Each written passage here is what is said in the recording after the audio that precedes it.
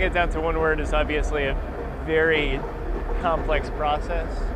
But I guess if we were succeeding at our aims, I guess I would try to use the word evocative, because what we want to do is create a space, an audio space, where people feel emotion and it kind of evokes something in them.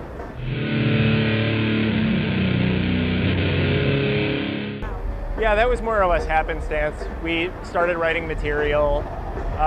We started playing in 2000, and we practiced for several months writing songs and toying with the idea of vocals, and we never really decided what we wanted vocals to sound like, and we had a couple of people in mind, and they would come to practice and they couldn't figure out how to fit vocals to it. And then finally, we practiced for a full year before we ever played a show, and we played our first show and it went over really well, and we decided to just go for it.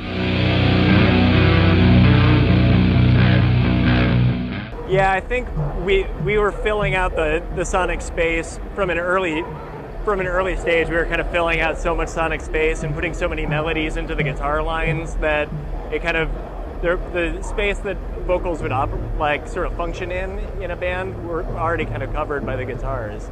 So it would have been kind of hard to figure out, I guess.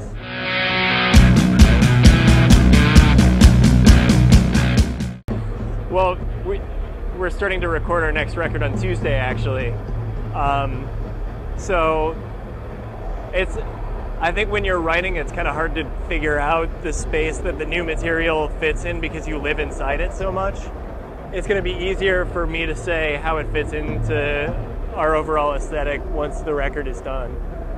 I think, though, it's kind of operating in a similar sphere of sound, but kind of trying to, it sounds trite, but I mean, we're trying to find new sounds and avenues that, bring in different influences, but it still sounds the same.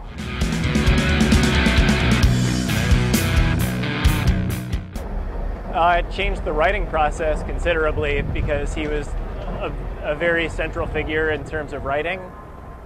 So, I'd say he previously accounted for, maybe half of the material, and Brian and I were bringing maybe half of the song ideas to the table, and now that side of the band is more emphasized.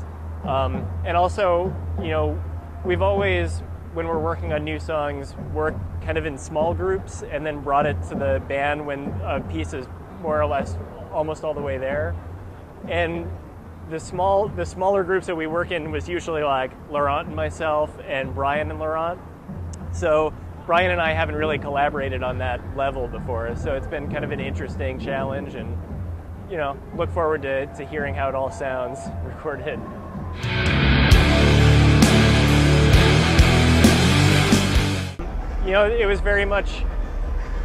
It was hard losing Laurent because I think very much that Pelican was not only about music, it was first and foremost about hanging out with four friends and doing something creative with our time, and everything that came, the touring and the records, that was all kind of like this secondary thing that just sort of happened. But that became to fill a huge space in our lives, and we were ready to keep moving on with it, and he wasn't, so.